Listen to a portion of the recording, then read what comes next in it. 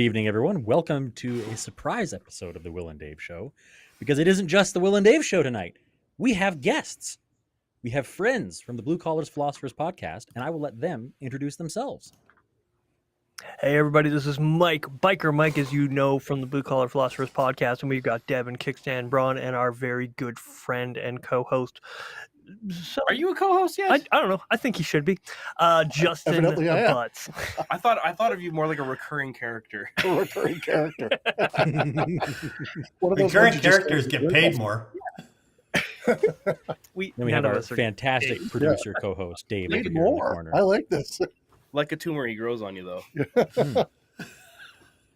There's a lot of things with Justin that will grow on you, and there's a lot of things like Justin that are like a tumor. So, you're gonna get covered on all of those. It's like a wart that you want to have removed until you find out it defines you in some special way. And then I see Marilyn Monroe. She did have something on her face that she could have got removed. It worked for her, though. So I have a picture of myself, my brother Mallory in Palm Springs. And in Palm Springs is that statue of Marilyn Monroe with her skirt blowing, except it's about 18 feet high. And the skirt is like 8 feet high. And so Mallory and I are looking under and looking up Marilyn Monroe's skirt in Palm Springs. It was one of those... Judging the sculptors. Yes, it was one of the defining moments of my life, looking at Marilyn Monroe's dress. How is that not a defining moment in any man's life, Dave? Yeah. Well, we're all there for this. I'm sure it would have been more... One boy, a man. Yeah. It would have been more defining if it was actually Marilyn Monroe and she was 18 feet tall, but as it's a metal statue, it didn't quite have the same weight. That's a special kind of kink, but... Welcome.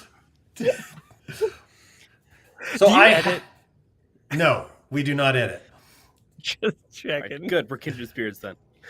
So should we take the lesson then? So I will say though, for the three people that are watching, and one I know is Tim Vandenheuvel, because I called him and he is going to be listening out, laughing at Justin tonight. I make no guarantees that there will not be a bit of language on the show tonight. And William used to do a trigger warning for all this stuff we talked about. This is the Will and Dave Show, so yes. You sure as hell better do a trigger warning tonight for this show. Will. I wouldn't call it a trigger warning, but this is definitely a content warning for those of you who are listening.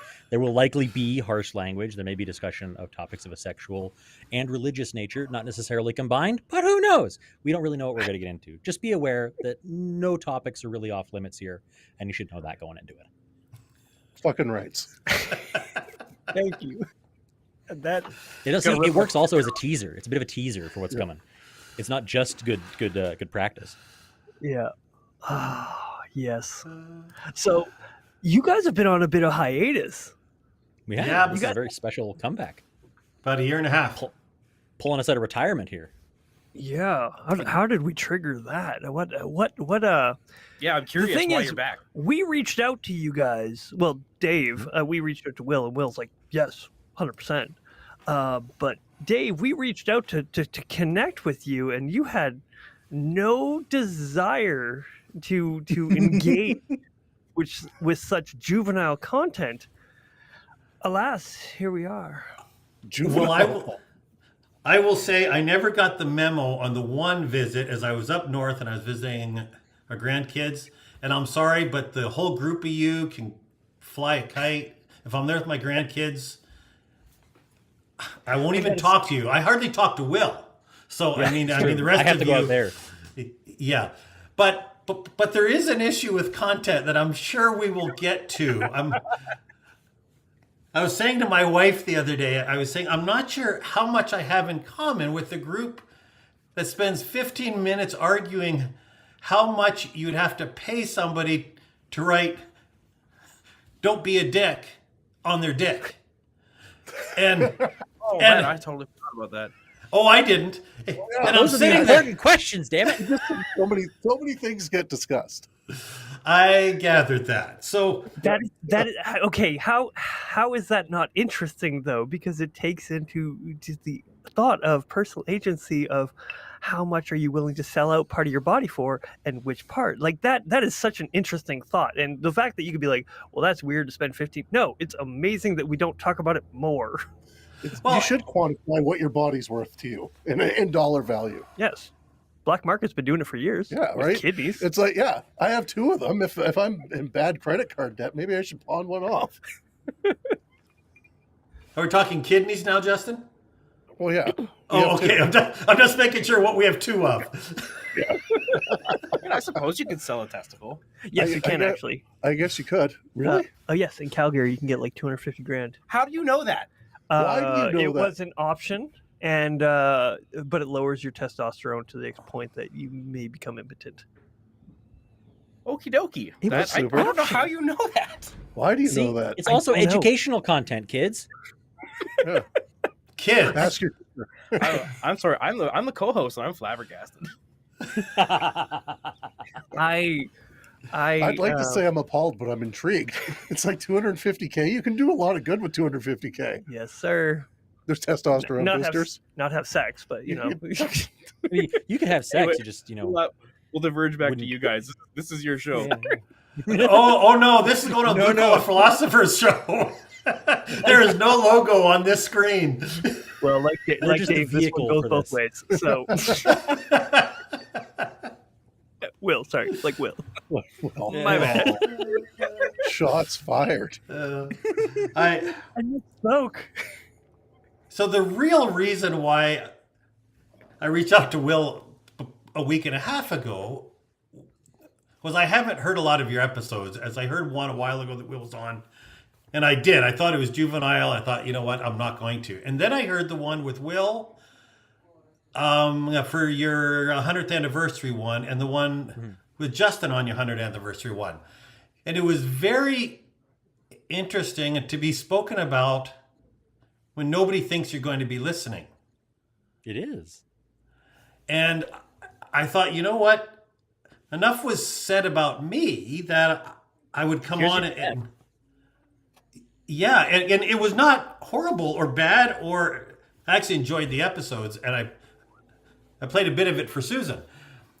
It was interesting to hear the conversation, and so I thought, hey, let's get together. I can put up with anything. I mean, my family's been putting up with me for 30 some years, so I can put up with some juvenile jokes about how much I'd pay to tattoo "Don't be a dick" on my dick, and so You put up with far worse at Trim Tech. Far worse than what. so that is the truth of it. And I was thinking about this afternoon, and you know, Justin, that it was a vile work experience at Trim Tech. If we're talking language, I mean, and dirty jokes. So Oh, yeah, I learned so much visiting Trim Tech as a kid. Oh, hey, Such an Tim's on the educational screen. I can't read what he's saying. he said we put up with him for how long? So Yeah, just long enough. to clear it up, Dave, you and Justin actually go back a fair ways. Yes. 19. No, it would have been. Oh, geez, early 2000s, or was it in the 90s, Justin? No, it would have been early 2000s. I'm going to say maybe like 03, 04, somewhere in there. Okay. So Richie's watching too, Justin. He's here just to hear you. Of course he is. Well, if he I wants, love Richie. if he wants to hear more of Justin Butts, he has to check us out on the Blue Collar Philosophers podcast. Just look for anything with Bam, Justin Butts, or just listen to all of them. That's the best way to hear Justin. They're all good like cherry. If you wanted an extra plug, you can get the shirt on I'll sell anything for $1.com. Hey, if we don't promote ourselves, nobody will. So that was the impetus for me reaching out and saying, hey, Will, let's make this happen. It was an interesting conversation. So Tim's asking you to call Richie by his nickname, Justin.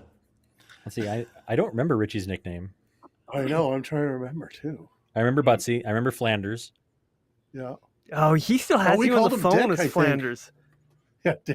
Dave Flanders Smith. Yeah, he was telling me today. You're still in there. Or I'm a Super Dave. terribly- I've been called worse. What did we call Richie? Did we call Was him it Dick? Dick?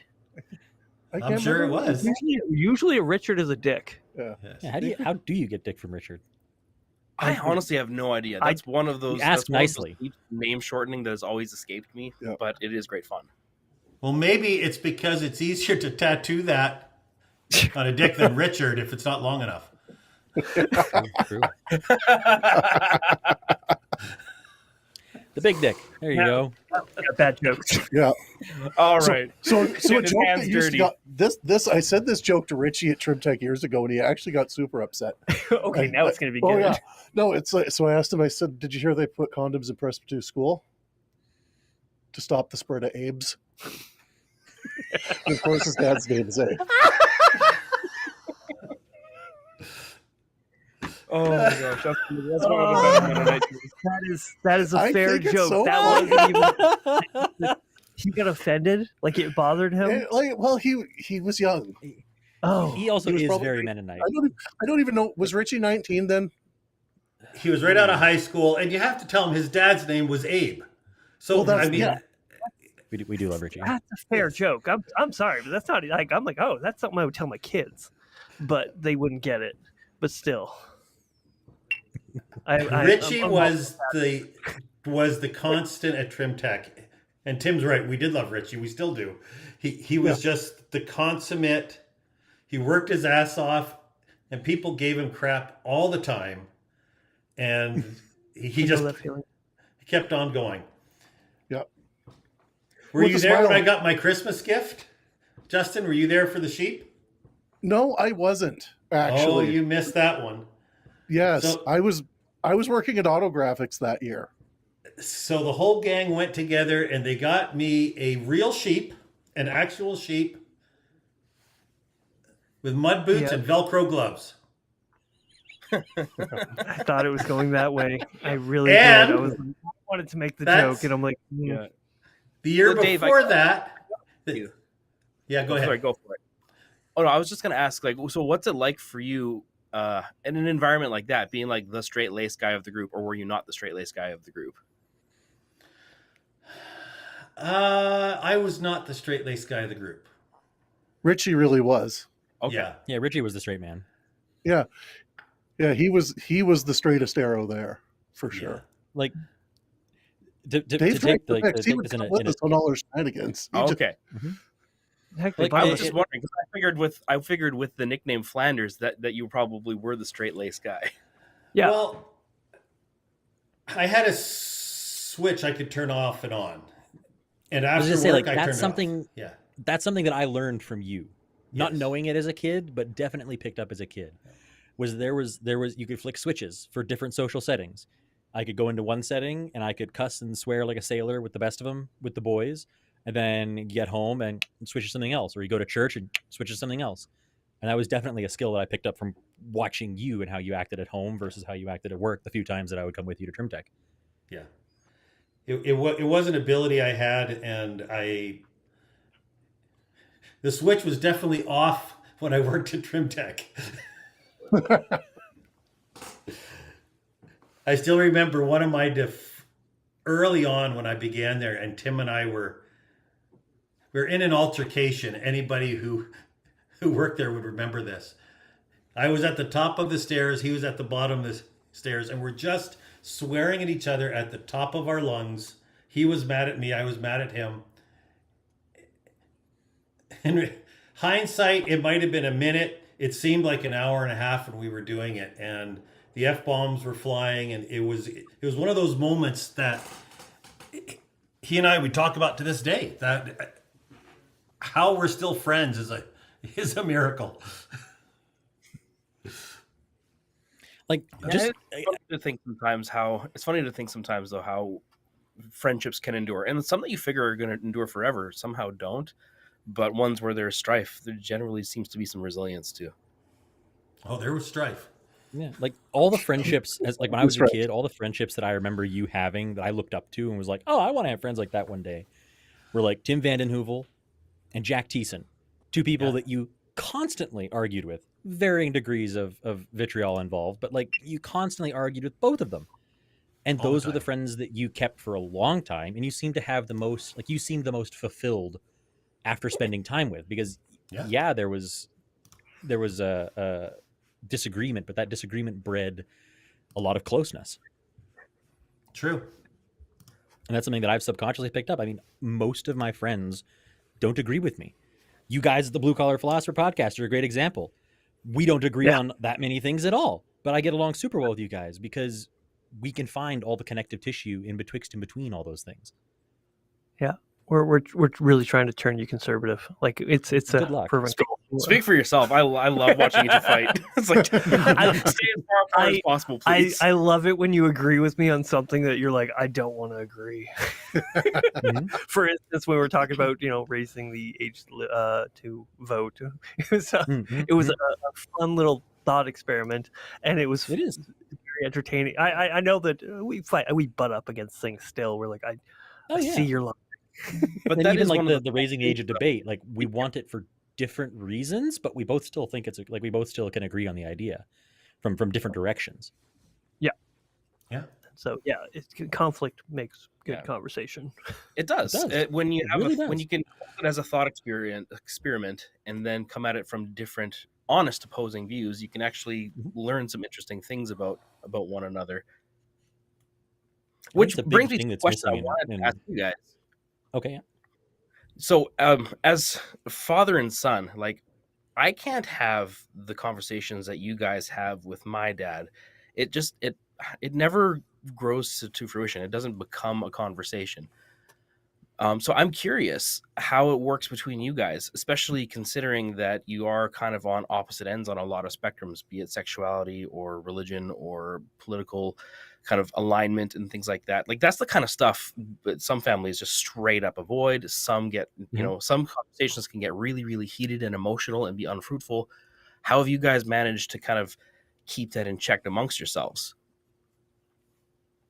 It's a good Is there question. anything that we agree about? Let's see. Oh boy, we have there's a lot of shared taste in music. We both think Michael W. Smith's pretty rad. Yeah. Now those are fighting words. So 80s music, I would say, is a shared like. But I think anything of substance we disagree on. So if it be politics or religion or obviously if it be social issues, we're at I think opposite ends of the spectrums. Pretty much, yeah. The difference, I believe, and this is where we are similar, is we have to have a conversation. If you don't have a conversation, there is nothing else. Mm-hmm. So you have to be able to talk, even if you disagree. One of our lines is, we're not going to agree to disagree, as we don't disagree. Exactly. We're just going to disagree and be okay with disagreeing with each other. Yeah. It's okay to disagree. I think a lot of it comes from the fact that we do it honestly. Like I feel like it's a really common thing in a lot of the conversations around a lot of these socio-political topics these days, is that there's a lot of assumptions, a lot of straw manning, a lot of just in bad faith conversation. And our conversation, we don't agree, but that's okay. And going into that, we can be honest with each other. And so at the end of those conversations, I still don't agree with you. You haven't changed my mind, but I can at least have an idea, an honest idea of how you got to where you got, why you think the way you think. And even if I don't share it, I can at least understand it. So there's not this like sitting back and thinking, how could he think that? How could you possibly think that? I now know why you think that and how you think that. And that makes it so that there isn't the same kind of vitriol. Like I don't agree, but I don't hold that against you in the same way that I might if it was a dishonest conversation. there is a psychological term. It's referred to as asymmetric insight, where Mhm. you assume you understand someone else's position better than they do. Or Mhm. you not only their position, but you understand them better than they do. You ask somebody their Mhm. favorite color, and you'll diagnose why that's their favorite color.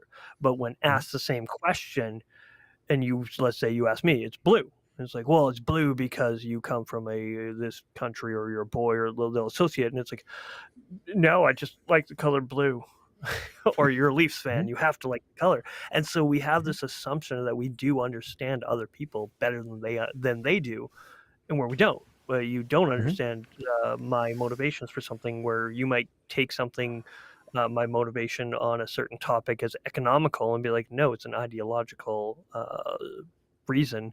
It's not just Mhm. economical. And so yeah, that's a way that we are able to better understand each other, is to have conversations, and like you said, good faith conversations, where you're actually capable of breaking down a thought and understanding it from their view, not your view of what you think it is, Mhm. but what they actually think, and discussing it. A big part of what Devin and I do is we actually talk about things. It's like, do you actually believe that? And then we're like, well, I don't know. I haven't never actually thought about whether or not I believe it. I just assumed I believed it. And Yeah. you start breaking down the thought of how much you believe it, and maybe why. Maybe you Mhm. haven't thought it out enough. So yeah, that's where I found myself a lot lately, is breaking down thoughts and trying to figure out why I believe something. And I hope you guys are doing something similar to that. Mhm. I mean, that's why I have No. such a.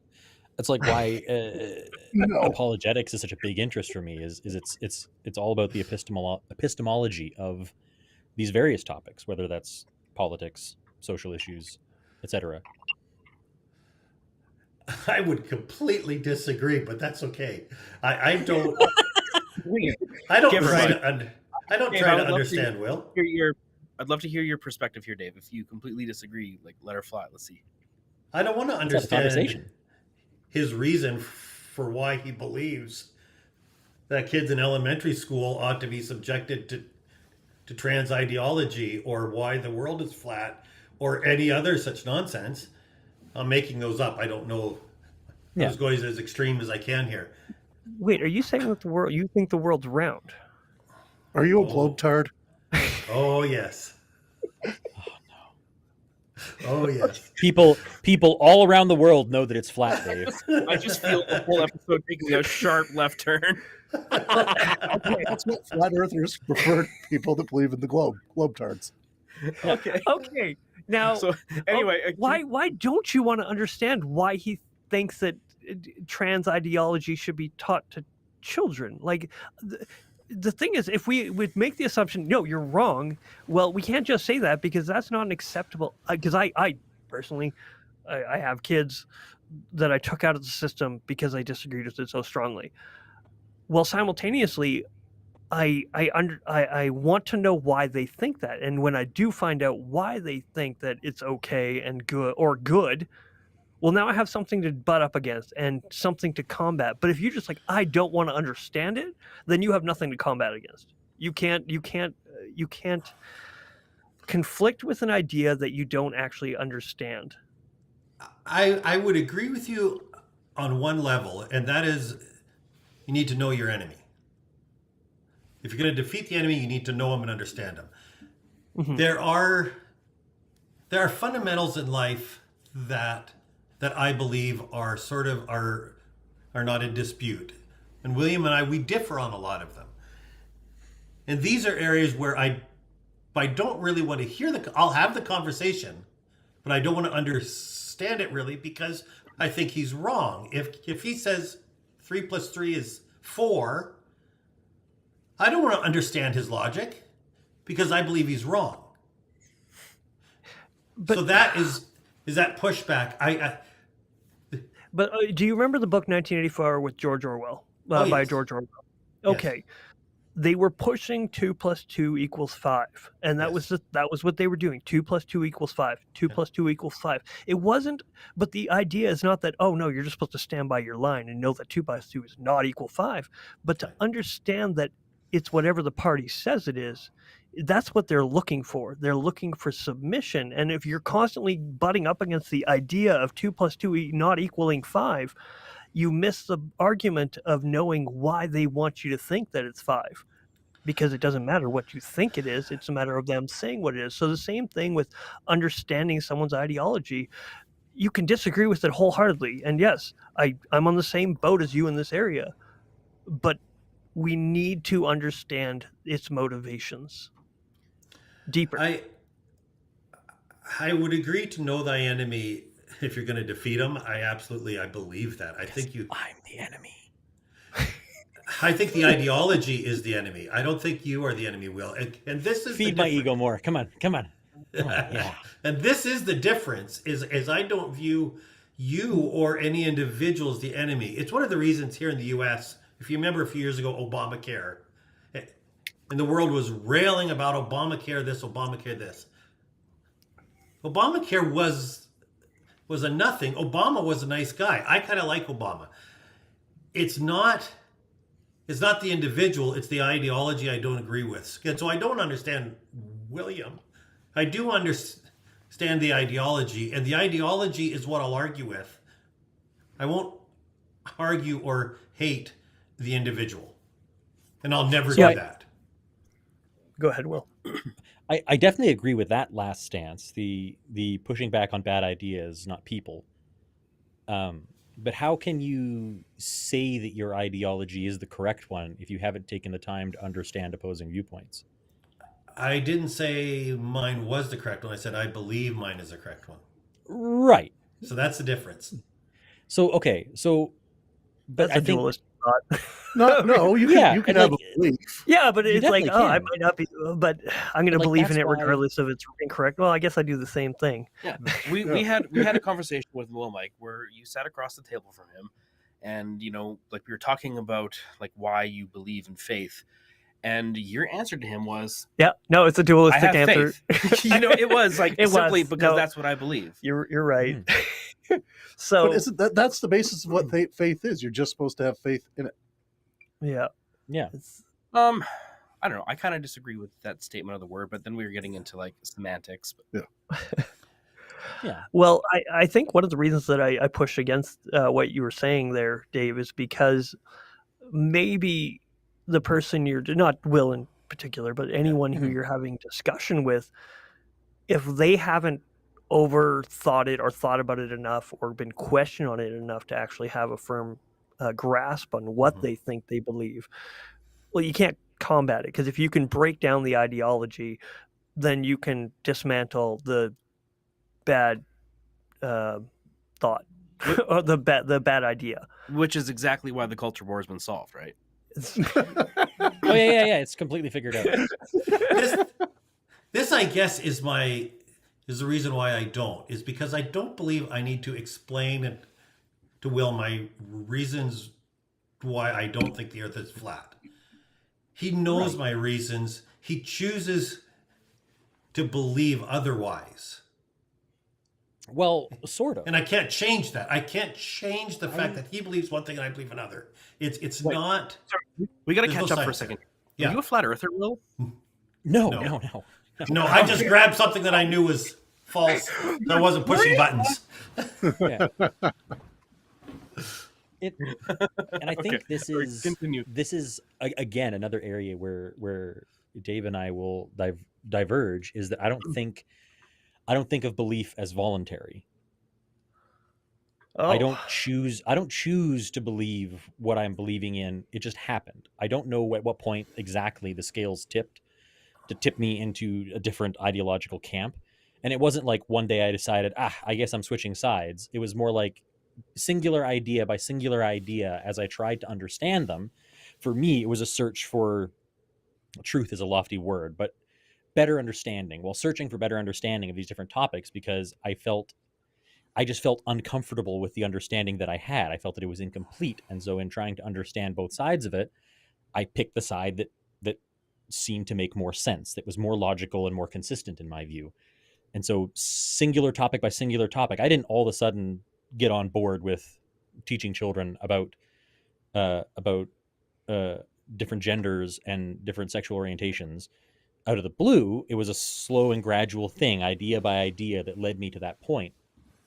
And at no point was I like, I want to be like, I want to think this way, I'm going to go towards that. It was going into it like, what am I supposed to make of this? This is a big spaghetti mess in front of me, and in untangling it, I came to the conclusion that felt the most correct. Which I guess felt is the wrong word. Maybe it is. Like, obviously I am biased, but it was never a voluntary thing. It was never a, this is what I believe, now I need to prove it. It was just looking for proof and going where it took me.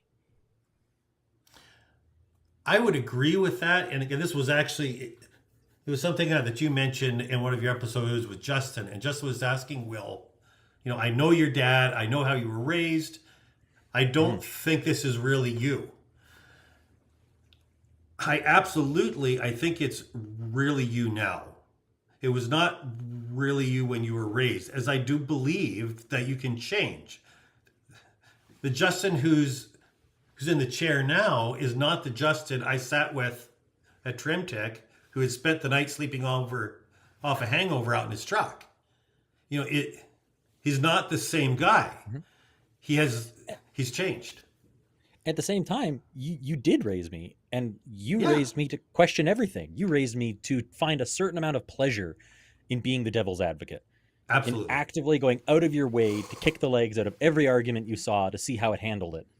And that is something that I definitely have carried forward in life. It just led me in a different direction. So it is Dave's fault. It is what? It is Dave's fault then. Oh yeah, totally Dave's fault, 100%. All of his I take no things responsibility for any of this. If all of my ideology goes tits up, I'm blaming him, and I'm blameless. He is a liberal. Sorry, brother. I will say that everything is my fault. It is. I set him on the path of searching. I will agree. I was talking with his sister about it this afternoon. I set him up for searching. I don't think his logic is sound, and that is a part of the Will and Dave show. That's part of that conversation. I think that his logic is flawed, as he thinks mine is flawed. But I think that I raised him to ask why, how come, and I think that's important. Mm-hmm. It's when we don't ask why anymore, there is no more conversation, and nobody will change anybody's mind. And then we end up with a bunch of hard-headed sheep. Yeah. You have to ask why. Yeah. Or stupid tyrants. I will say, slight little side note, but I swear it's attached to that. Like, I've been called, I don't know how many different names, or had my ideas and the things that I agree with and the things that I talk about called so many awful things, and they don't bother me. I've been called a libtard. I've been called a communist. All these different things. Doesn't bother me in the slightest. But people calling me a sheep gets under my skin so much. People are like, "Wake up, sheeple," or "You're just a sheep. You're just following the man." It bugs me so much because I put so much effort into not doing that. Yeah, that's definitely a sore spot. Red pill language gets under my Yeah. skin. Oh, I don't it like bugs it. me.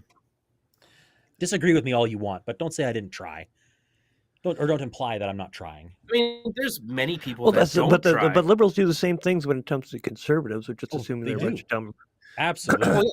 Where do you think the word? So it goes both ways. Like it's not like agreed. The thing is, we're using the same. It's the same where do you language. think the word woke comes from? It wasn't always derogatory. Like, we turned it derogatory on the right. The first time I ever heard the word woke, was somebody talking about kind of like waking up to the fact of, like, gender issues, or it was actually, no, it wasn't gender issues. It was racial inequality. It was a topic about white supremacy and how it exists. It was originally a term coined by the African American communities in the States, like by Black communities in the States. They've got the term. They had the term anyway. Woke. Now it's derogatory. But that was for people who, woke up out of, the matrix into reality. Yeah. And so it's both sides do it. Well, it's because I hate to blame people, but white chicks have gentrified the woke term. They heard it and they're like, I like that. I like it a lot. And they just jumped on board and they were like, It's this true. is our It's word. like that was stage Well, two. Stage really one was like its cool. original usage by the black community in specifically the U.S., but across, Yes. I'm assuming it spread out. And then you had white chicks online that were just like, oh, that's a cool term. All the Yeah. cool black people are doing it, so They we're going to do it. Yeah, Yeah. and then old white conservative men got hold of it. Now it's coming full circle, and they've just completely ruined it. Yeah. It comes with a lot of baggage and it's really unfortunate. Yeah, Let's Because- call a the- spade a spade. It wasn't white chicks. It was Karen. Name it. no. Young, like online white chicks, like California it's girls, perceived not Karens. Karen. Totally different things, different Yeah. species. man. Karen didn't come out till about 2020. Oh, okay. And white chicks, they've been around a long time.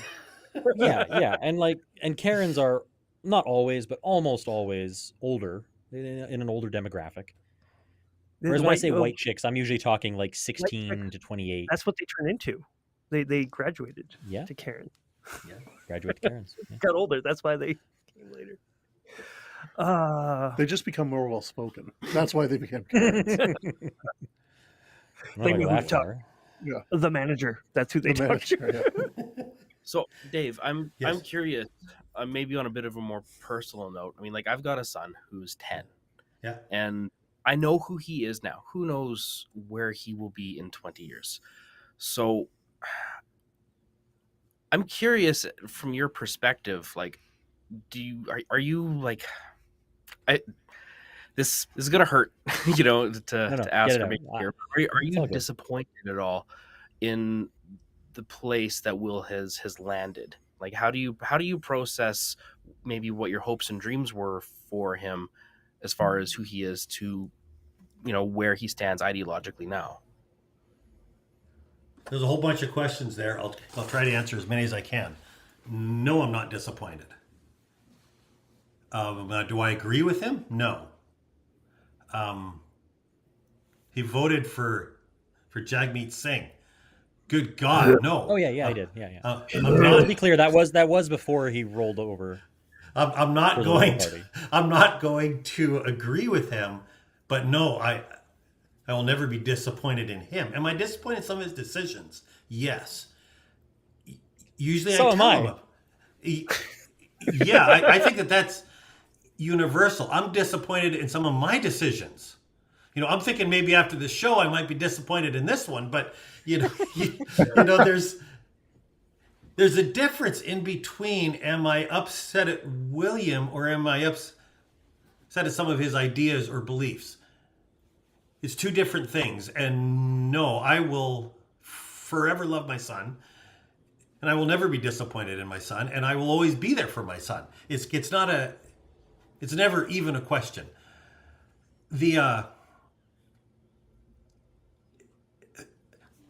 He will, and so will you. I promise you, Devin, is your son will wake up when he's 13 or 14 or 16 or 32 and say, "You're an idiot, Dad. You're wrong. I don't believe you. And I think you're out to lunch and I'm going to go do my own thing." And you can't change it. So you have the choice at that moment to say,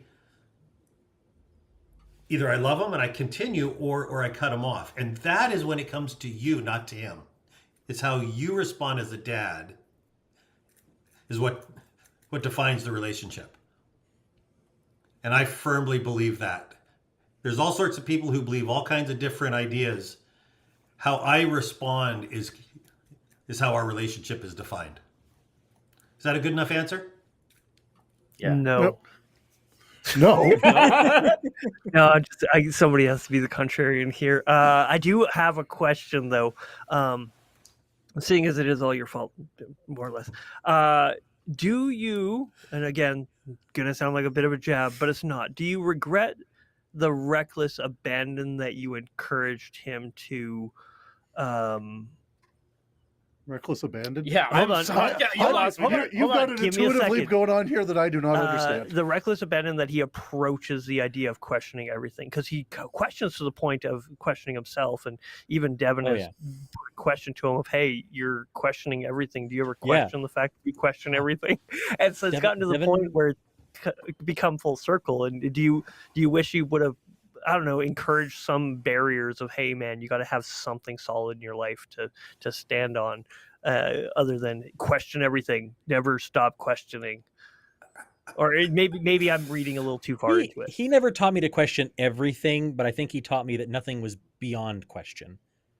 Well, I encourage. I took it too far with question everything. That's me and my own anxiousness that questions literally everything. And Devin wasn't here for it, but I was telling Mike, I can't remember if I told him on air or not, that question that you asked me about if that was my ideology, if my ideology was to question everything and to avoid every ideology, if that is its own ideology, that question has sat with me for weeks, a month or two now. It eats at me like that chews me up in the best way possible. I can't get that question out of my head that whether my over questioning is dogmatic in and of itself. So thank you for that. That was a good question. Good job, Something I can Devin. hold on to and sink my teeth into. So what was your question again? Do you wish you would have encouraged him more to have something more foundational that surpasses his questioning and No. I don't know. It sounds no. You're No. because I worry that I'm the same way. I'm encouraging my kids to not just believe everything they hear on TV, not believe anything a cop says, and That yeah. comes up a lot in our house too. And so I am encouraging my kids to really think things through and question and ask and look for answers that aren't surface level. And I'm worried about pushing them too far and them getting to the point of saying, "Fuck you, Dad," and not understanding that I've been where they are and I have questioned things in harsh ways. And they will say that. They Yeah, will look yeah. at you and say, "Fuck you, Dad." They will. I'm- I promise you. I'm about 5 years away. Four maybe. I'm lucky. I got a good ways. You He's got 6. you got a lot of time. Yeah, he's a sponge yet. It's interesting you ask that. No, I don't regret it. You have to be prepared if you ask them to question everything to come to a different conclusion than you have. Mm-hmm. You have to be okay with that. You don't have to agree with it, but you have to be okay with it. I remember right after William turned 19, I think he moved into town. I think he had an apartment at the time or something. Mm-hmm. And I asked him if he was going to vote, and he said, "Yes, I am." And I said, "Well, I don't care who you vote for, if it's the NDP or the Marijuana Party or the Green Party, I want you to vote." And I've always told him that, as I firmly believe you have to vote, even if I don't agree with who you're voting for. I want you to have your say. Mm-hmm. And that is why I can absolutely say no. I don't regret it at all. Okay, I gotta chime in just a little. No. But how can you advocate voting as an American right now when it's beyond clear in the last 2 elections that your votes don't mean shit? And there's neither do the ours in Western Canada. No, that's because the whole thing's ruled by somebody else. And the last 2 American elections have just been like the clearest example of the fact that somebody else, the polls, you can vote as much as you want, but that vote means absolutely nothing. We are not calling into question the election of 2020 or the 2016 election. I definitely am. I got to be very clear about that. YouTube. Mike's just trying to get us not taken off of YouTube again. It's happened 3 times now regarding either vaccines or Trump. You said the V word. We'll edit it out. No, I'm not editing nothing. Holy frick. There is no reason not to vote. There's no valid reason not to vote. But your last 2 elections, yeah, are the shining star of why not to vote. No. Yeah, If nobody I see it showed up as and then they had 20 million ballots, then it would be like, okay, No. I see it as like, if right now in the current situation, whether I agree with the elections and their veracity or not, my vote means very, very, very, very little, possibly nothing. If I don't vote, it definitely means nothing. I agree with you, Will. Holy jeez, did I say that? Whoa! now, what We I will bring say, people together. I Somebody actually do mark a vote, though. calendar. Even That's though what- I'm certain it doesn't count, I do vote. Yeah. You see, Because this is in what we case do. I'm wrong, This in is what we case do I'm at the wrong. Blue Collar Philosophers But podcast. We that's bring one of people those things together. are like, perspective is a hard thing to wrap your head around. Like whether it's looking out across a flat plain or the ocean and trying to figure out if the earth is flat based on how you see it, or looking at ballots in a box and like, well, I mean, I live here, does this really matter? Like it's hard to quantify because it seems like it doesn't do jack all. But when you extrapolate to the bigger picture and get into the realm of mathematics and averages and stuff like that, it does play into it. Like there's, on large scales like that, you can't trust your little ape brain to wrap your head around it. You have to think about the bigger picture and like get some perspective on it. Because votes do matter. Like our last, not our last election, several elections back, there was the point where the West was going to decide whether Harper got a majority or a minority. We got to decide that. If everybody said it never matters anyway, it's always going to be Chrétien or liberals or whatever, just whatever, stop, we're done. That never would have happened. So like you have to get past the it's all decided out east, or I don't see how my vote matters as a drop in the bucket, and think about the mathematics of it. I'm actually saying that the elections are tampered with. The American and they ones. do the Canadian too. Canadian too? Yes, absolutely. Why do you vote? What if I'm wrong? Oh. See, exactly. The perspective. What if I'm wrong? This is actually something Dave said to me many, many years ago, and unfortunately it stuck with me and I'm pissed about it. But we were talking about religion before I was a believer. Is it Pascal's wager? No, I don't know. I have no idea. But he said to me, if when I meet the Maker, when I meet God, if I'm right, what have I gained? Right? And it's like entrance to heaven, the whole thing. Yeah. But if I'm wrong, what have I lost? And I'm like, The Pascal's wager. It's called. Okay. Yeah, it's got Okay. a technical term. I didn't know that. And it's like, it really I didn't just know sat that with- either. Yeah. It sat with me for all these years, actually. And it just like infuriates me because he's right. It's like, and that's part of why I have faith now. It's like, what I Okay, don't want. well, can I ask you? Don't ruin it. Can I ask you why not Allah, or why not Vishnu then? Well, because God exposed himself to me. No, because one day God actually did reveal himself to me and things were different for me. That's like Will was talking about his belief in how he deconstructed everything. Mine was my experience was actually the exact opposite, where maybe I was deconstructing everything and then I just felt better. I remember it so clearly. I got out of my vehicle. I was walking across the parking lot into my apartment and it felt like somebody gave me a hug. And from that moment on, I knew things were different. It was just like a light switch came on. I could not deny things anymore. I started asking a bunch of questions. Yeah, that's. Oh, see, Here's- that's cool. That was my. that is not Pascal's wager. But that was my personal experience, and that's why it's. Here's See, the Pascal's problem wager with was that getting the idea. foot in the door. Here's the problem with that idea. And it is the problem with that idea. Which one? Pascal's wager. Oh, yeah. Is you have to be okay with altering your lifestyle. As God will require you to change your lifestyle. Yes. You have to be at a place where you're willing to change your lifestyle. So he'll bring you there, or you won't ever get there, and we will see afterwards who was right, who was wrong. I don't feel I have missed out on anything. Now, I don't have a lot of things in my lifestyle that are harmful other than the odd F-bomb coming out every now and then, but And I'll tell you this, 10 years ago, I just did not even understand that a little bit. And I know we argued many times. I felt like you were missing out on all these things. And it's like 44 years old. I absolutely know you were missing out on nothing. Oh man, yeah, like you even said that the other day. We were watching TV at your place, and Yes. this big club scene came on, like of these guys, these hot rodders throwing a party in Vegas, and you just looked at it. You're like, "There's nothing for me there anymore." No, it's just, That was very cool just to see you hit kind of this moment where you just reflected a little bit, and you were like, "Nah, man, I'm good."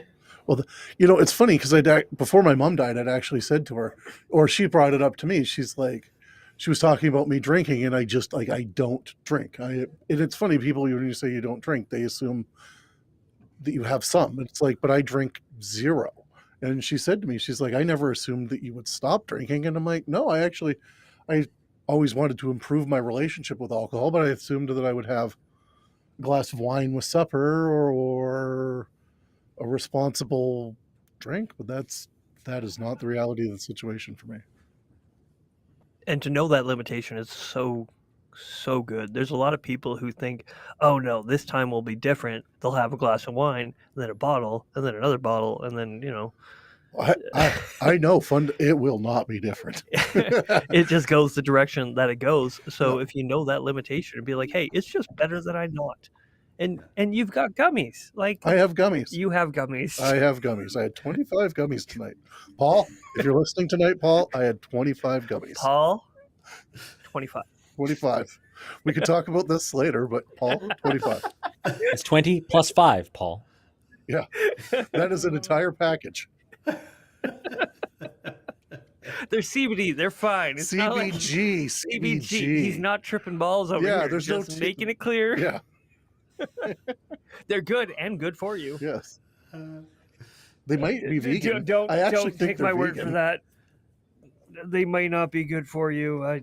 We are not medical experts. They might be vegan. We got to pad our language, otherwise we get sued. It's interesting. In listening to this conversation, guys, it's interesting. I remember with William, we were having conversations through all the pandemic, and we were on opposite ends of the spectrum through so much of that. And I watched him go, and he's gone. I hope he's still listening. He had to go into mental and logical contortions to justify the actions of the police and the actions of the government in Canada and the actions of what was happening in Ottawa at the time. And it was interesting, and you brought it up earlier, seeing him look at it and say, ooh, I don't know that I believe that, or ooh, I don't know that I can support that, was an example of what happens even with belief is you go through life and you realize as you learn things that they alter your belief systems a little bit of a time, and all of a sudden there's a tipping point, and you hit it, as you were getting out of your vehicle, Justin, and it will happen for everybody at some moment. It may be after death, it may be now, it may be in 10 years, or it may never happen and you end up, either in nothingness or in hell or heaven. Who knows? It is really interesting, though, for Will and I, at hearing him, and look at Ottawa and what happened there, and say, man, I don't know. I want to support this, and yet I support an idea here and not the overall picture. And that was an interesting thing to watch from my perspective, which threw the whole thing out the window because I thought it was all stupid and all wrong. So it was really interesting in watching a belief shift even a little bit like that.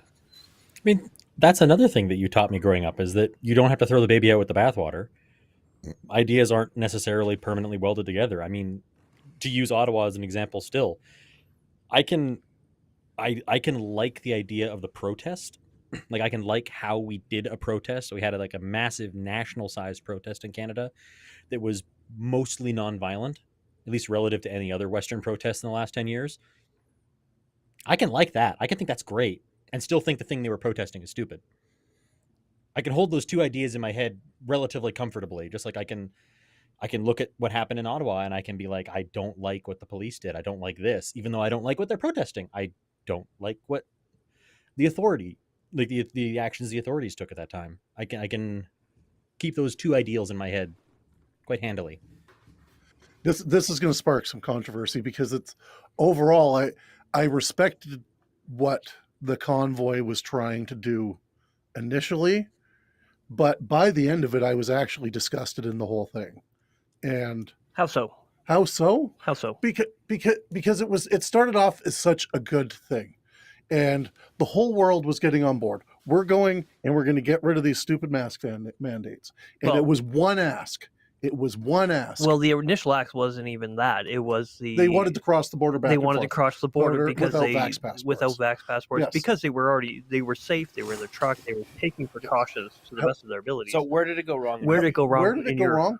Okay, so the ask changed along the way. Well, there They started wanting this, and then they wanted that. Then they plugged off the border crossings with the Americans, which is not smart. There was so much of that was absolutely awful. I respect what they were trying to do in the But beginning. here's the thing: they never got a meeting. They can They were ask never whatever they gonna get a want, meeting. but then why care what they were asking for? They never got a meeting.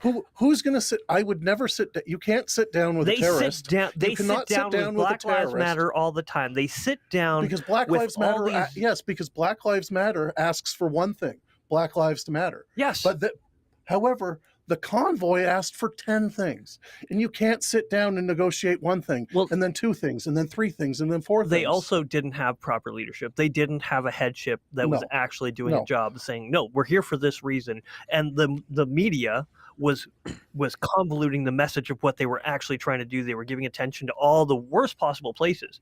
So if you believe what CBC, and CTV, and all these other fucking places are trying to tell you about what's happening there, and not actually talk to somebody who has been there, you're going to get 2 different messages. There's people who are saying, we were trying to just do our job. We want our freedom. We want the ability to travel, which we should have under the Canadian Bill of Rights. We have that. And then the government is shutting it down under a mandate, which is not a law. So we should be Yeah. allowed to travel as And- much anywhere because if we and want I, to. And I greatly agreed with that in the beginning.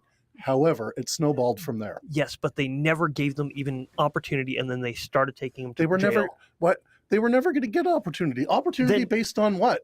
A bunch of yokels can't show the fuck up That's and be the like, thing. "This is not what the all of fuck's them were happening." yokels. Not all of them were. But But that's I not. did But meet that is some not that how were. that is not how Some our country were. works. Well, then, You then can- why meet with Black Lives Matter? Because that's not how our country works. I don't think we should meet with Black Lives Matter. Black Lives Matter actually makes my blood boil. Black Lives Matter, all lives matter. Holy fucking shit. It's like this is reverse racism at its worst. It's Yeah. Black Lives Matter is But an organizations absolute shit like show to that. me. But that's one of the things, though. Like, it was civil disobedience, like straight Mhm. up, regardless Yep. of all the various things.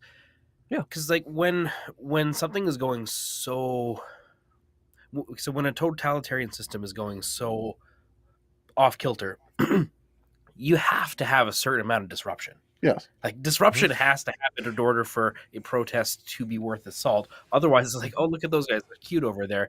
You know, keep it up, guys. Happy for you, and then business carry on as usual. Yes. So there has to be some tension. There has to be some uncomfortableness for something to work. I'm Right. actually Yeah. So they, I agree. and so they this may these come as a guys, shock, but I'm in the same boat as Justin. Actually, I think they just got too big for their boots.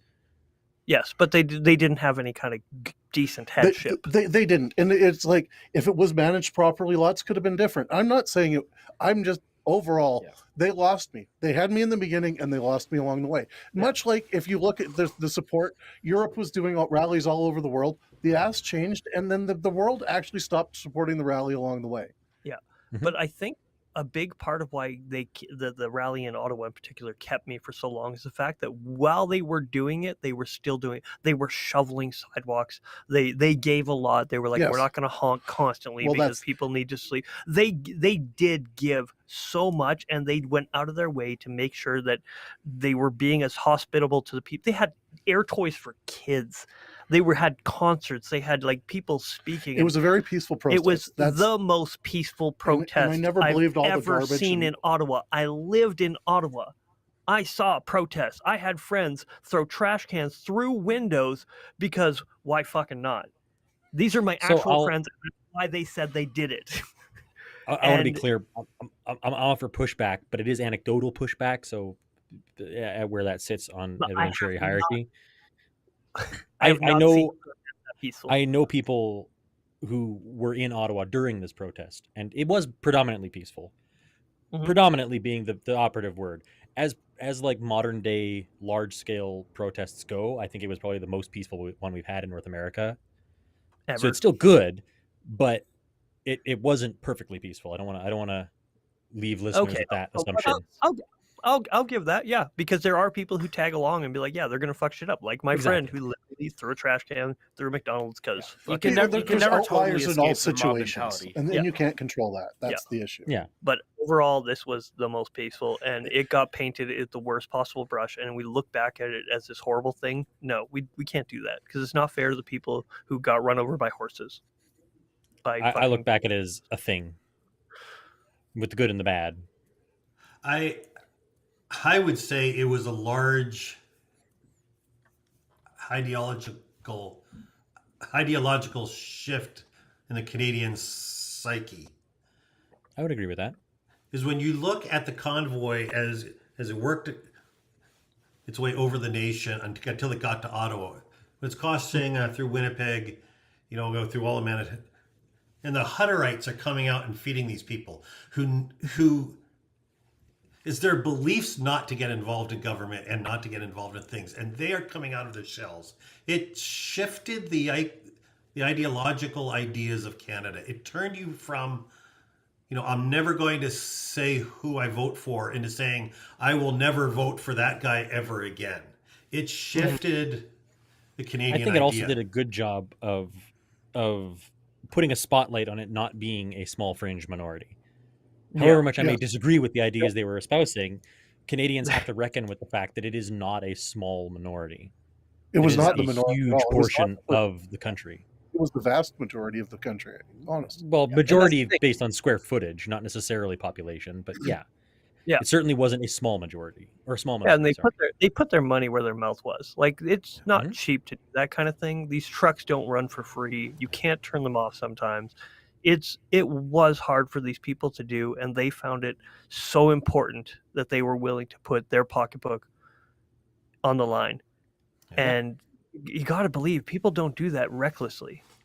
I think they do it recklessly, but I still give them props for it. I would disagree with that. I don't think truckers are not dumb people. No, they understand. There's so many loopholes they have to jump through just to drive their truck places. I was talking to my buddy and he was telling me about all the permits he has to get to run across the border to do a ton of these runs. Even it's across unbelievable. Even for our trucks to cross like provincial borders is insane. The permitting that we have to do. We have fuel permits, all kinds of stuff. It's insane. I don't even know. I don't think that trucking is a dumb job. I want to be clear. I don't think trucking is a dumb job. And I know lots of really intelligent, really diligent, dedicated truckers. I know and I'm related to a few. But some of the dumbest motherfuckers I've ever met in my life were truckers. They have a special, obviously that is very anecdotal, but we can have the same view when it comes to any demographic. We can say, the dumbest motherfuckers I ever met were liberals. Oh, the dumbest motherfuckers I ever met were this or whatever. Yes, I can even agree with that. Some of the dumbest people I've ever met were liberals. Or are. I was going to just make a fun example, but I don't know if you're going to agree. I'll take. But yeah, there's dumb people in every camp, and I do believe that, and we got to see each one another as individuals. Of hey, I see where you're coming from. I might not agree, but I don't think our government's response was in any way good, and they should be put in prison over it. I truly believe that. Okay, and I greatly agree with you there. The government's shutting down bank accounts of people that donated to this, that was a massive oversight. Oh yeah, no, they should go to prison for that. I understand that I have conflicting views about the whole thing, but they lost me along the way. In all of that, the scene I loved the most, I played it on the show actually. There's a little old lady. This is right at the end when the police were moving in, and they're coming in a line. And there's this little old lady at the front line. She's carrying a mirror, and she's going along in front of each police officer and saying, "Is your mother aware where you are? Is your mother proud of you? Is your mother proud of you?" And she went down the line with a mirror in the face of every officer. And I thought, if there was ever a protest in Canada that I could get behind, it's a protest where there's nobody with a stick, there's nobody with a gun, there's nobody with a weapon. It's a mirror and shining in the face and saying, "Is this really who you are?" And it encapsulated how I viewed that whole thing. Yeah. Yeah. And that was just one example of some of the things that they did there that was so good, and I have not seen anything like it before or since. I don't think you I agree will. with that. No, they'll arrest them before they have a chance. Yeah. They'll shut down their bank account before they have a chance. They monitoring everything. I don't know if it would go the same way. Like I honestly, I don't know if police officers would fall in line the way they did with Ottawa, because They had to import police officers because the chief of police refused to, That's and what they I mean. forced them to resign. Yeah. that's what I mean. Like I don't know if it would ever get that far again. I don't know. It's The truth of the matter is, though, is you're going to see the effects of that in your next election. oh yeah, Yeah. Yeah. Hopefully. yeah. I mean, It'll- even if if it I even had if to it like doesn't government, you'll see a definite shift. if I had to put my tinfoil hat on, I would say that I would have bet that the Liberals were banking on a much larger portion of the country getting behind what they were doing, and that when it didn't, I think they knew the jig was up. Yeah. I think that's I why they're think going to avoid an election as long as they can. You see it in the U.S. as well with what's happening here, and you look at the polls and you realize that the last 3 years emotionally has been expensive for the Democrats. And I think in Canada, what happened with the truckers and all that was so expensive electorally that it will make a major shift. Tinfoil hat or no, I think that these are defining moments in the history of our two nations, and it'll be very interesting to see what comes out of it. Are you going to get a Polivier or whatever his name is, who's Potpourri? Potpourri. Yeah. Pierre Potpourri. Potpourri, or who Polyev. I know you're who's- trying to say it. Pierre Polyev. whatever the hell his name is. Are you going to get this alt right as an answer to Trudeau, or There is no alt-right. Even our slightly right is just, regular conservative is considered left in comparison with what you got going on in the States. I don't know. We're I don't so know screwed down here. anymore. I don't know if that's true anymore. I think there was a time when our right would have been center for. Yeah, American it's politics. not that right anymore. I think it's diverted enough that you can say that's a true left and a true right. Oh yeah. Oh, hopefully, because we need a little more right in our world. Just a little bit. I'm so tired. I'm so tired of Trudeau. So, if you have any friends in the government there, BC and Alberta would love to become American. No, you wouldn't. I would. I want them to call BC America's corridor. Because it's all the pipelines we could build. It would be so amazing. Oh, the pipelines. Think of the oil. Yes, think of We're the under oil. tyrannical We have so government. much natural gas. Oil. Tyrannical But here- government. You actually own all of our natural gas. But However, here's the we problem, have so much guys. Natural gas. But here's the problem. You are still going to fight the same issue that you have now. Is everybody Yes, but who's with the right to bear west arms. of Hope is going to vote for the left. So you're still not going to get your pipelines. Yes, we will. No, you won't. That's why we got to get Alberta too. Well, the oil. No, I'm Yeah. sorry. I'm struggling to think of how you're conceiving this map to look. Just Alberta and BC being part of America. That's Yeah. all. So it's just like two gigantic Yeah. places super, that make super one states. that make one super state of Yeah. just has like no population. Yes, yes. just like You- Helmet Montana. laws. If we're talking about things man, that you are guys are happening, ridiculous. no helmet Oh, laws. no helmet laws, firearm. Oh, And Second concealed Amendment. carry laws. We could say things without government. Well, Yes. I don't know. Mostly. Yeah, Okay, so mostly. this has way less to do with politics and more with you guys. Freedom. With more of you guys just wanting certain perks that the federal Canada doesn't have. That's right. Yeah. Okay, I see now. You're just going to get screwed by an American instead of a Canadian. Yeah, but at least we can carry firearms. yes. Yeah, And but you not wear a can't use them. motorcycle helmet. Yes, you can. You can't use them in Canada as it is. You Depends can't on even the You state. have can't even You defend cannot yourself. get it. You You can't get a handgun, and you can't defend yourself if your life was in danger using a firearm. Okay. No, listen to Joe. Listen to what he said. He Wait, says it's true. if you cannot use It's it, true. even though I know what he law said. says I know that what you he can. said. Trudeau says you can't.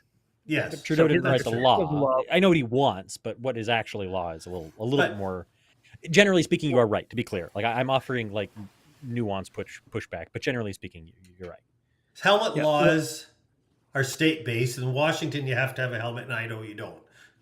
So you're hoping that your left government in Victoria is going to side with Idaho and not Washington. You don't want to be like Idaho.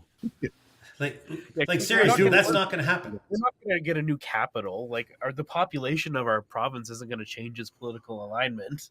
the You're just- island. you're the just island gonna may wind up just with stay a- sovereign. You're Who just knows? going to They're wind weird up down with there. the left state. We could end up with a new capital. North The Columbia, South island- Columbia. The island could go sovereign. Oh yeah. It could be. It They could do all wouldn't go kinds of along with things. The this. Islanders are weird. I'm from there. I'm sorry, guys, but the Islanders are so high, they're not going to know what happened until a week after it's done. So, Speaking of, Speaking of, lucky guy. So I realize we're coming up onto hour and I don't know what our recording time. Do you see it there? I yeah, can't an see hour it. and 12 minutes. I'm fine with that. I don't know about you guys, I- but I would like to know a little bit of do you feel this conversation has gone well? Is it better or worse than what you thought it would be? Oh, it's fine. Oh, fine. fine, Fine. fine. Fuck you. As When my expected. wife says fine, I'm in holy shit. It means it's small. Yeah. I liked it. I had no expectations either for good or for ill. I figured we'd get together and talk, and that's exactly what we did. It's You sound like interesting my to mother. it's Yeah. interesting to hear your questions about me and Will, because Mm-hmm. I find that interesting. I don't know if Will and I will speak to each other again after my answers, but Oh yeah, we will. You referred to him as the enemy. We're gonna have Yeah, words. that's where he's coming from. Yeah, but I like being the enemy. That's fun. That sounds exciting. That's cool and mysterious. how do Lord you knows I think need all the the help I can get conversation being went? As good as a video call can. It's something about being a person. It's just so great that it's really hard to do the video stuff. And I apologize That's if true. that sounds rude, but it's But video It's is hard to do a 5-person podcast in person too. Oh yes, Yes. So Believe me, we've tried. They usually actually go much worse than this, so I'm very happy. yeah. Very happy, all things considered. Yeah. No, I think this was great. Will, what did you think? I loved it. Yeah. It's a great time for me. Like I feel very much like I am the odd one out, but that's okay. Like I get to have a conversation with two different camps of people that I really enjoy having difficult conversations with. Like what's not to like? This is a dream come true. I did have a worry initially that it would seem like we're ganging up on Will, because I'm like, I don't want that at all. I want this just to be a great conversation. And if Dave, I don't know what your agenda coming into it would have been, but if his agenda was, well, these guys agree with me on some things and I can get them to, help me out with Will, we can fix them. It wouldn't help. It wouldn't help. I also learned how to be a stubborn ass from him too. Yeah. I just dig my heels in deeper. I was just really intrigued to kind of get a peek into your relationship dynamic more than anything, because I've seen some of your conversations and stuff like that, and I admire the way that you two are able to dialogue with one another, and it's cool to see the unwavering, unfaltering love that Dave has for you, Will, and I think you're a lucky guy to have that, and it's just nice to see. Counted Man, among our many blessings. I'm gonna take that to the bank. I think I'm just gonna hop off right now. I can quit right now. Yeah, you do that. Just end on a Just walk out of the room, and then we'll say what we really think. microphone That's right. drop. Just leave the office. Susan, did you hear what they said about me? She's one of the 3 people watching. Oh no, she's not watching this one. That's probably a good thing. Well, I hate to inflate anyone's head here, but Dave, you knew Justin a long time ago. Yeah. How much do you feel he's grown compared to where you knew him and where he is now? I think from what I've seen is unbelievable, and I love him. So it's me. I'll be really honest. This is the most I've seen you, Justin, in 10 years. Absolutely, it is. Is on this show, so I have no idea. I've always loved Justin. We've always had a lot of arguments and fun together, and I've never been mad at Justin. He may have been mad at me for Pasco's wager or whatever the hell that thing was, but I felt our relationship has always been good, and we had a lot of laughs at Trim Tech in between his hangover sleepovers. So many hangovers. So many? How many? Like, I don't know, every day, really. Do you not remember Justin when we met him? No, I don't remember him drinking to the point of, I'm going to sleep on my truck tonight because it's just easier. I slept on banners in the shop on more than one occasion. I don't remember this. He was living in Taylor at the slumlord at Brad. What's his name? Brad Small. Brad Small's Slum City down there, and he would go home and he would be too drunk to open the door, so he would turn around and drive back drunk to the shop. I remember yelling at him the next morning, saying, "I'm going to report you for driving drunk." At the end, I started smartening up and just sleeping in the shop. That's that's smartening up. Things are bad. It's almost 10 years. I haven't had a drink in almost 10 years. That's right. So Dave, you haven't seen Yes. him in 10 years, and then he quit drinking. So Yeah, were you causing him to drink, do you think?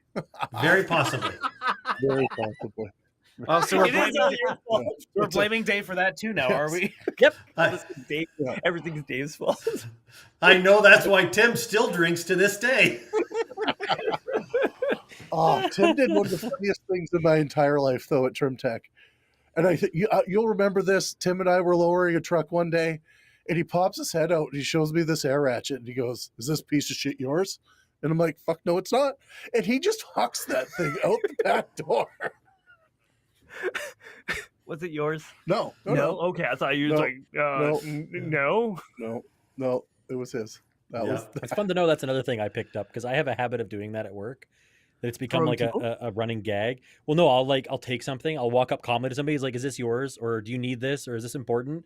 They'll be like, "No, cool." And I'll smash the crap out of it because it was annoying me for some reason, or I had a bee in my bonnet, and I'll just destroy something. Like, I just wanted to politely make sure that it wasn't going to ruin anyone's day if I did. Dustin actually years later called me and had found one of my screwdrivers I'd pitched out the back door. Somebody's finding Oh, this out. Damn near hit Richie with it. Tim almost did hit Richie with the He air did. ratchet. Yes, he did. Yeah. No, I still remember the day Tim was up working in the back of a pickup up on the hoist. It was near the end of the day. He wanted to be finished, and he was putting a tailgate protector in. And so the hoist is 6 feet in the air. He's in the truck on the hoist, and he can't get the thing to fit. So he takes his tailgate protector, the aluminum ones, the checker plate ones, and he pitches it across the shop. And ting, ting, ting, and it goes flying across out the door, hits the wall. And of course, he's choked because then he can't return it because it's bent to hell. Can't return it. And he was just so mad. Yeah. That was Tim and I and you. That was our shop life. Yes, it was. Just throwing product. Yeah. Because I really hated putting in box liners, and the one day Mitron came in as I was throwing my drill against the wall. Let me put that in for you. Yeah, maybe you should. Yeah. No, those days were something else. It was a different work environment than it is today. Yes, it is. Yes, it was. You're not able to do the things that we did there. And get away with it. That bent pole that we used to put under the hitches so we could put airbags in on that shitty hoist. Yeah. So let me guess. Hold on. So you had a pole. You jack up the truck on the car, and then you put the pole underneath the hitch. So then you just lower the thing so that it. Yeah. And the pole, I'm not even there, and I can see it all. yeah. It worked. Yeah. I used that pole. I put a chrome molly tubular front suspension in my brother's car in his Mustang with that. What? Do you still have the pole? I hope Tim has the pole. No, it's sold in Trimtex bankruptcy. Oh yeah. Oh yeah, with Jay. Yeah, that's right. Yeah, I had to call him trying to get canopies out of there actually for a guy. Yeah, there's a few that got stuck with that. Yep. So. I think that's a conversation for another day. I think. In conclusion, do you guys have anything to add? No, I'm good, man. I'm just grateful for y'all being here. It was a blast. I'm good. This was great. I'm glad I got to catch up with Dave. We should do this more. We should. Yeah. We should, yes. If you're ever near Edmonton, look me up. I found your number, so I will. Yes. So here's what we'll do. Okay. Dave, when you come back to Fort St. John, we'll kidnap your grandchild and we'll hold him hostage here. And you can hold him and we'll do a in-person recording. If you think I'm going to let my granddaughter get within 50 feet of you. I understand. Not with that mustache. No. We have Grizzly Adams and Ron Jeremy here. Come on. Which one do you think I'm going to let him stand and be with? Oh, yeah. Yeah. Can't Did we have to end the show on a porn reference? Come on. Seriously? Woo! Oh, you did it. You did it. I did. Your fault. I did. He flipped that switch, guys. All right. So on that note, I think it's the perfect place to end. Perfect. We'll talk to you guys later. Okay. All right. Chat soon. See ya. Stay safe. Don't die.